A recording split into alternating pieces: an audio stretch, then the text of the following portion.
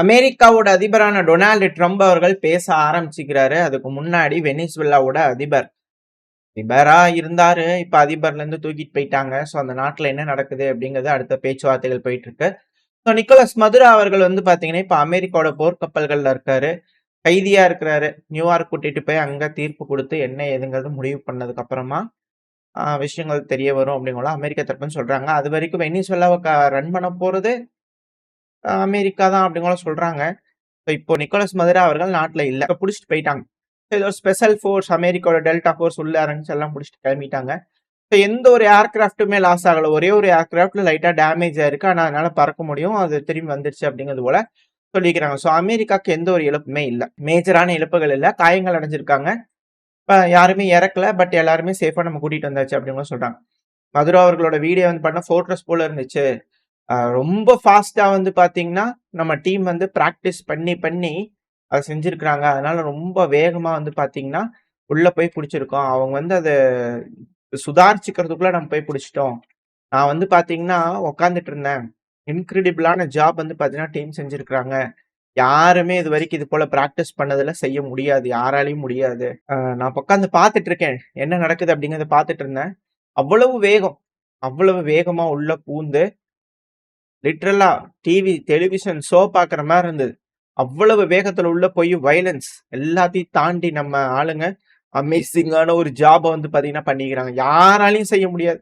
இது போல யாராலையும் செய்ய முடியாது அப்படிங்கிற அமெரிக்காவோட டொனால்டு ட்ரம்ப் அவர்கள் ஃபாக்ஸ் நியூஸ்ல வந்து பாத்தீங்கன்னா நேரடியா பேசிட்டு இருந்தாரு. பல விஷயங்கள் அவரோட மனைவி அவர் 2 பேர்த்தையும் வந்து பாத்தீங்கன்னா பெட்ரூம்ல தூங்கிட்டு இருக்கும்போது வந்து பாத்தீங்கன்னா லிட்ரலா புடிச்சு இழுத்துட்டு போய்க்கிறாங்க அமெரிக்காவோட ராணுவ வீரர்கள். ஒரு நாட்டோட அதிபர் என்ன இருந்தாலும் அங்க எலெக்ஷன் நடந்துச்சு. ரிகடு இல்லையோ எலெக்ஷன் நடந்துச்சு. மக்களால தேர்ந்தெடுக்கக்கூடிய நபர் மதுரா அவர்களை வந்து புடிச்சிட்டு போயிட்டாங்க அமெரிக்கா தரப்புல இருந்து.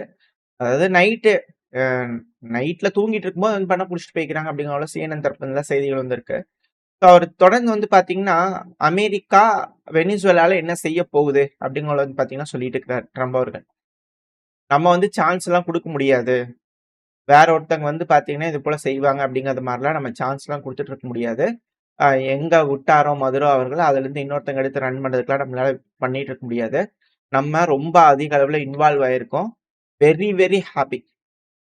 வெனிசுவேலால இது போல நடந்துக்கிறது ரொம்ப ரொம்ப நல்லது. எல்லாரும் சந்தோஷப்பட்டுக்கிறாங்க. வெனிசுவேலா மக்களுக்கே சந்தோஷம் இருக்கு. ரொம்ப ஒஸ்டான ஒரு டிக்டேட்டர் வந்து பாத்தீங்கன்னா வெனிசுவேலால இருந்தாங்க.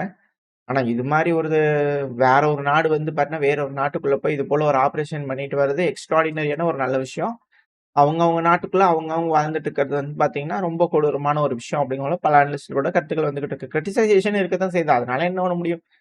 பீஸ் அப்படிங்கிறது வந்து பண்ண ஸ்ட்ரென்த் இருந்தா தான் கிடைக்கும் அப்படின்னு ட்ரம்ப் அவர்கள் சொல்லிட்டாரு. ஸ்ட்ரென்த் இருந்தா அமைதியா இருந்துக்க.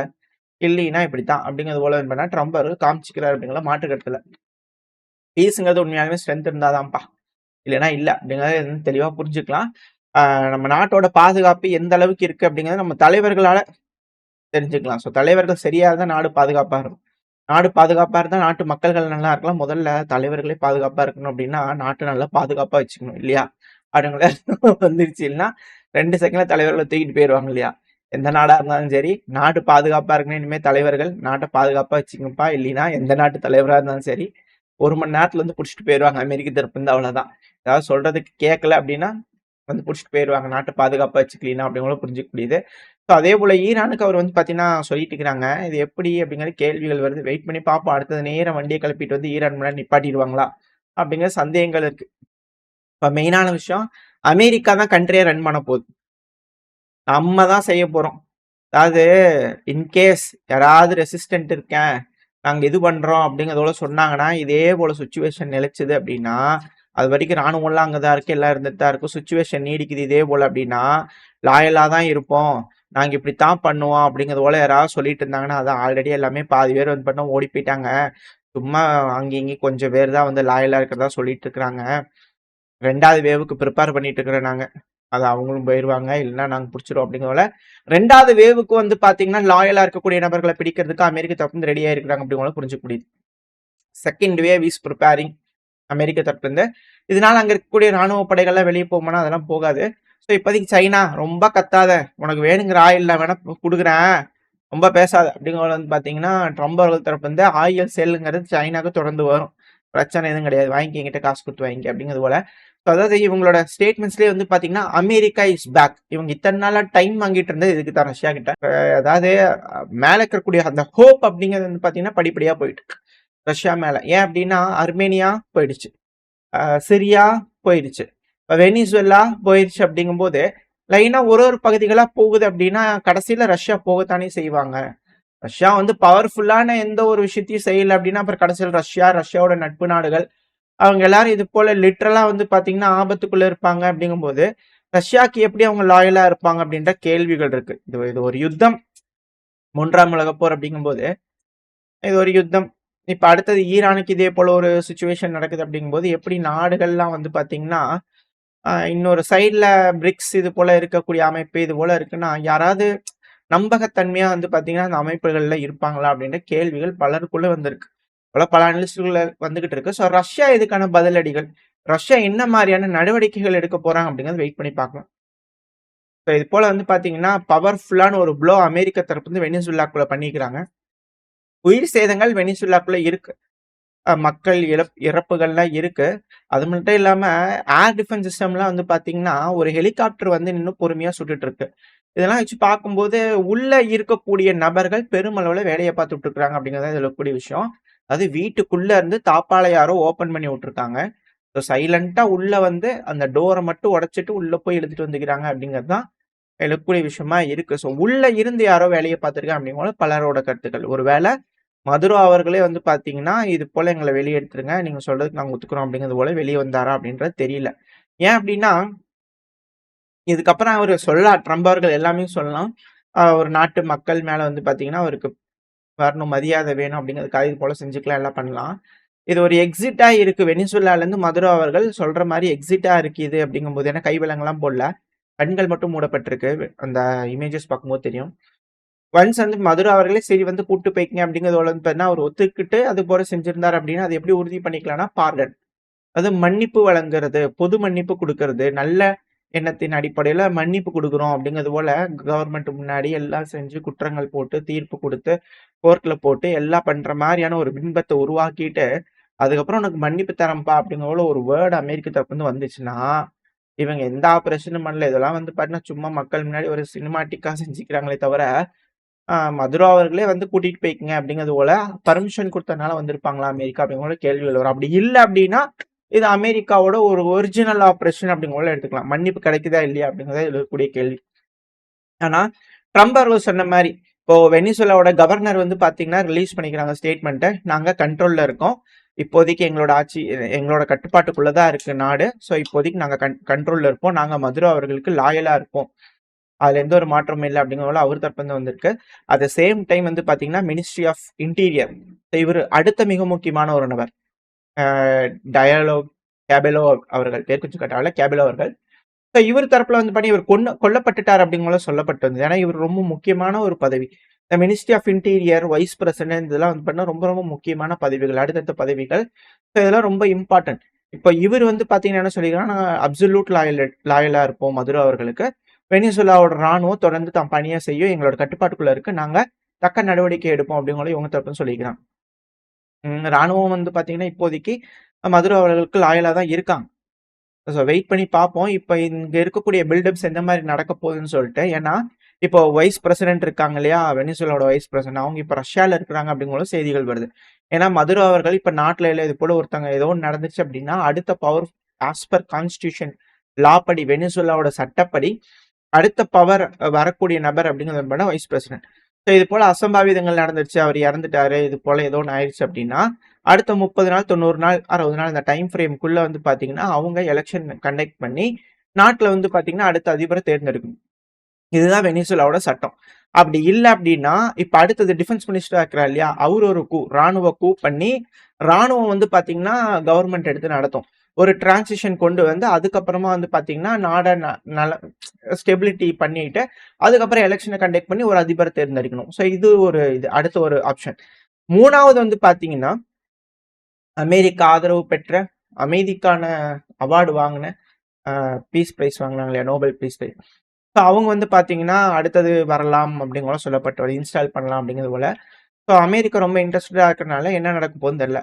ரஷ்யாவோட ஃபாரின் மினிஸ்டரான லாவ்ரா அவர்கள் வைஸ் பிரசிடென்ட்டோட ஃபோன்ல பேசியிருக்கதா சொல்லிக்கிறாங்க. அதாவது இவங்க ரஷ்யால இருக்கிறதா மேற்கு மீடியாக்கள் சொல்றாங்க. பட் ஆனா என்ன ஏதுங்க தெரியல. ஸோ லாவ்ரா அவர்கள் வைஸ் பிரசிடென்ட் கிட்ட பேசிக்கிறாங்க. ஸோ சில மிக முக்கியமான விஷயங்கள் வந்து பார்த்தீங்கன்னா, ஆ ஒப்பந்தங்கள் போடப்பட்டிருக்கு. இதுக்கப்புறம் எந்த ஒரு அக்ரஷனும் வெனிசுலாக்கு எகென்ஸ்டா வராது அப்படிங்கிறத பிரிவென்ட் பண்றதுக்கான நடவடிக்கைகள் எடுக்கப்படும் அப்படிங்கிற ரஷ்ய தரப்புன்னு சொல்லிக்கிறாங்க. இதுக்கப்புறம் ரஷ்யா என்ன செய்ய போறாங்க அப்படிங்கிறது தெரியல. இல்ல என்ன பிரிவென்ஷன் தருவாங்க, இல்ல என்ன பண்ண போறாங்க அப்படிங்கிறதும் தெரியல.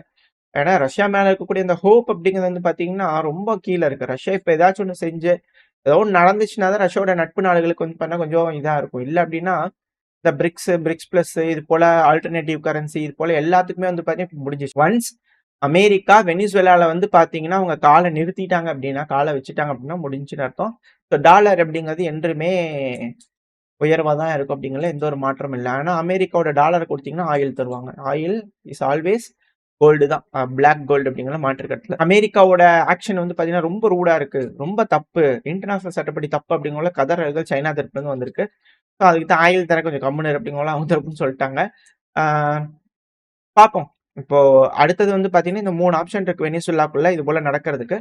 இந்த 3 ஆப்ஷனையும் தாண்டி வேற எது மாரியான ஒரு விஷயங்கள் நடக்க போகுது அப்படிங்கிறத வரக்கூடிய நாட்கள்ல தெரிஞ்சிடும். அடுத்த செய்திகள் வந்து நான் பார்க்க ஆரம்பிக்கலாம். ஆனா இப்போதைக்கு வெனிசுலால வந்து பார்த்தீங்கன்னா, கட்டுப்பாட்டுக்குள்ள இருக்கு அப்படிங்கிற செய்திகள் வருது. ஏன்னா அங்க இருக்கக்கூடிய மக்கள்லாம் ரொம்ப சந்தோஷப்பட்டு எதுவும் பண்ற மாரி இல்ல. வெனிசுலன்ஸ் சந்தோஷமா இருக்கிற மாரி காட்டுறது எல்லாமே அமெரிக்கால இருக்கக்கூடிய வெனிசுலன்ஸ்.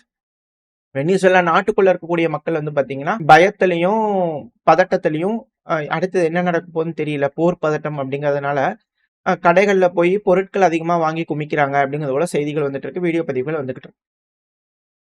இதுக்கப்புறம் வெனிசுவேலால ஏதாச்சும் ஒரு எஸ்கலேஷன் வருதுன்னா, கண்டிப்பா அது எந்த மாரியான முடிவுகளுக்கு கொண்டு போகும் அப்படிங்கிறது தெரியல. ஸோ இது பல நாடுகளுக்கு வந்து பார்த்தா, நம்ம ஏன் அப்படி செய்யக்கூடாது? நம்ம ஏன் அப்படி பண்ணக்கூடாது? அப்படிங்கிற ஒரு எண்ணங்கள் வரும் இல்லையா? ஸோ இது அது போல வந்து பார்த்தீங்கன்னா, ஒரு வழி கொண்டு போகுது. ஏன்னா அத்தாரிட்டேட்டிவ் அப்படிங்கிறது வந்து பார்த்தீங்கன்னா, இப்போ அமெரிக்கா கிட்ட இருக்கு. அமெரிக்காவின் பவர் அவங்களோட ராணுவ பவர் இருக்கு அப்படின்றதுனால, என்ன வேணா செஞ்சுக்கலாமா? அப்படின்ற கேள்விகள் பல அனலிஸ்ட்டுக்குள்ளே இருக்கு. பல நாடுகளுக்குள்ளேயே இருக்கு. கண்டனங்கள் கடுமையா வருது. இது எப்படி அமெரிக்கா எதிர்கொள்ள போறாங்க? அவங்க ஜஸ்டிஃபை பண்றாங்க. பட் அது எல்லாமே கான்ஸ்பிரசி தான். இது வெனிசுலா வந்து ராணுவத்த வந்து ஏற்றுமதி பண்றாங்க. ஆயுதங்கள் குடுக்குறாங்க, சப்ளை பண்றாங்க. அங்கருந்து போதை மருந்து வந்து பார்த்தீங்கன்னா குடுக்குறாங்க. அப்படிங்கிறதெல்லாம் வந்து பார்த்தீங்கன்னா கான்ஸ்பிரசி தான். இது மட்டும் இல்லாம அமெரிக்கால ஒரு சட்டம் இருக்கு. அமெரிக்காக்குள்ள நடக்கக்கூடிய தவறுகளுக்கு தான் அமெரிக்கா வந்து பார்த்தீங்கன்னா தண்டனைகள் குடுக்கும். அமெரிக்காவே இருந்தாலும், அவரு வேற ஒரு பக்கத்துல இருக்கு அப்படிங்கும்போது, அமெரிக்கானால கான்ஸ்டிடியூஷன் அவங்களுக்கு தண்டனை குடுக்கறது, இல்ல கட்டளையிடுறதுக்கு நம்மளால முடியாது அப்படிங்கிறது போல ஒரு தீர்ப்பு. இது எப்படின்னா, காந்தமோ பே சிறையில வந்து பார்த்தீங்கன்னா, சித்திரவதை பண்ணுது நம்மளோட அரசாங்கம். அங்க இருக்கிற நபர்களையும் நம்ம ட்ரீட் பண்ணணும் அப்படிங்கிறது போல ஒரு கேஸ் போட்டிருந்தாங்க. அப்ப அது என்ன சொல்லிட்டாங்கன்னா, அது நம்மளோட எல்லைக்குள்ள வராது. அதனால அங்க நடக்கிறதுக்கு நம்மளால நம்ம அரசாங்கத்துக்கிட்ட கட்டளையிட முடியாது அப்படிங்கிறது போல தீர்ப்புகள் வந்துச்சு. ஸோ அப்படி இருக்கும்போது இது வேற ஒரு நாடு. வேற எங்கேயோ இருக்கு. ஸோ அப்படி இருக்கும்போது இது அண்டை நாடு கூட கிடையாது. அதான் அமெரிக்காக்குள்ள வருது அப்படின்னா, புளோரிடால ஒரு அமைப்பு இருக்கும்ல. அவங்க தான அத வாங்கி புளோரிடால எல்லாம் சப்ளை பண்ணுவாங்க. அப்ப அவங்கள புடிச்சாங்களா? அப்படின்ற கேள்விகள் வருது. இது போல ஏகப்பட்ட விஷயங்கள் இருக்கு. மதுரா அவர்கள் தான் எல்லாத்தையும் டாப் டு பாட்டம் உள்ள வந்து எல்லாம் வந்து கடைய போட்டு விரிச்சு எல்லாம் வியாபாரம் பார்த்தாரா? அப்படின்ற கேள்விகள்லாம் இருக்கு. எது எப்படியோ இது போல பல குற்றச்சாட்டுகள் மதுரா அவர்கள் மேல இருக்கு. புடிச்சிட்டு போயிருக்காங்க. நியூயார்க்ல என்ன மாதிரியான தீர்ப்புகள் வரப்போகுது? அவருக்கு பாவ மன்னிப்பு வரப்போதா? இல்ல அவருக்கான தண்டனைகள் குடுக்க போதா? 2 பேத்துக்குமே ஒய்ஃபும் சரி, ஹஸ்பண்டும் சரி, அதிபரும் சரி. அவங்க 2 பேத்துக்கும் வந்து பார்த்தீங்கன்னா, தண்டனைகள் குடுக்கப்படும் அப்படிங்கிற ட்ரம்ப் அவர்கள் சொல்லிட்டு இருக்கிறாரு. ஸோ பப்ளிக் முன்னாடி வந்து பண்ண பேசிட்டு இருக்காரு. மிக முக்கியமான விஷயங்கள். அமெரிக்கால நெறைய ஆயில் கம்பெனிஸ் இருக்கு. பெரிய, பெரிய ஆயில் கம்பெனிஸ் இருக்கு. பேக் ஆன் ட்ராக் அப்படிங்கிறத சொல்லியிருக்கிறாங்க. ஸோ அமெரிக்கா வந்து பார்த்தீங்கன்னா, ராணுவ நடவடிக்கை அப்படிங்கிறது இதுக்கப்புறம் இது போரா எஸ்கலேட் ஆகுமா? அப்படின்ற கேள்விகள் இருக்கு. அதிபரே இல்ல அப்படிங்கும்போது, அங்க என்ன மாதிரியான உறுதித்தன்மை? ஏன்னா மதுரோக்கு அடுத்தது அங்க யாரு? அப்படிங்கிற கேள்வி இருக்கு. பவர்ஃபுல் பொசிஷன்ல யாரு? சட்டப்படி அது இதுன்னு எல்லாம் சொல்லலாம். பட் மக்களுக்கு வந்து பார்த்தீங்கன்னா, ஒருத்தங்கள தேர்ந்தெடுக்கணும்ல. திரும்பி பார்க்கும்போது ஒருத்தருமே இல்லன்னா, அப்புறம் யாருக்கு தான் ஓட்ட போடுறது? அப்படிங்கிற கேள்விகள் வந்துரும் இல்லையா? ஸோ ஆளுங்க இருக்கணும்ல. நபர்கள்னு ஒருத்தவங்க வேணும்ல. ஸோ அதுபோல மதுரோ அவர்களுக்கு அடுத்ததா அங்க யார் இருக்காங்க? அப்படிங்கிற கேள்வி இருக்கு. வெயிட் பண்ணி தான் பார்க்கணும். மக்கள் யார சூஸ் பண்ண போறாங்க? என்ன மாரியான முடிவுகள் அங்க நடக்க போகுதுன்னு. மக்கள் கண்டிப்பா பயத்துல இருப்பாங்க அப்படிங்கிற மாற்று கருத்து இல்ல. ஏன்னா ஒரு நாடு வந்து இப்படி தைரியமா வந்து அதிபர தூக்கிட்டு போறாங்க அப்படின்னா, அப்புறம் அவங்க சொல்றத கேட்டு நடந்துக்க வேண்டியது தானே. அவங்களோட அவங்களோட ஒரு ஒரு நாடாவே இருந்துட்டு போக வேண்டியது தானே அப்படிங்கிற ஒரு முடிவுகள் எடுத்துருவாங்களா அப்படின்ற கேள்விகள் இருக்கு. என்ன நடக்க போகுது வெயிட் பண்ணி பார்க்கலாம். ஓரளவுக்கான தகவல்கள் இந்த பதிவுல பார்த்துருப்போம்னு நினைக்கிறேன். இதோட இந்த பதிவு நான் முடிச்சுக்கலாம். இந்த பதிவு எப்படி இருந்துச்சு உங்களுக்கு பிடிச்சிருக்கா? பிடிச்சுனா லைக் பண்ணிட்டு உங்க ஃப்ரெண்ட்ஸ் நம்மளோட ஷேர் பண்ணிக்கோங்க. அது கூடயே மறக்காம நம்ம சேனலை சப்ஸ்கிரைப் பண்ணலாம். மறக்காம சப்ஸ்கிரைப் பண்ணிக்கோங்க. அப்பதான் நம்ம போடக்கூடிய வீடியோக்களை மதிச்சு யூடியூப் 4 பேத்துக்கு ப்ரமோட் பண்ணும். உங்களோட அன்பு ஆதரவு எனக்கு எப்போ இருக்கும்னு நம்பிக்கையில இந்த பதிவு நான் முடிச்சுக்கலாம். இந்த பதிவு நல்லா இருக்கும்னு நம்பிக்கை உங்க சந்திக்கிறேன். Stay safe. பை.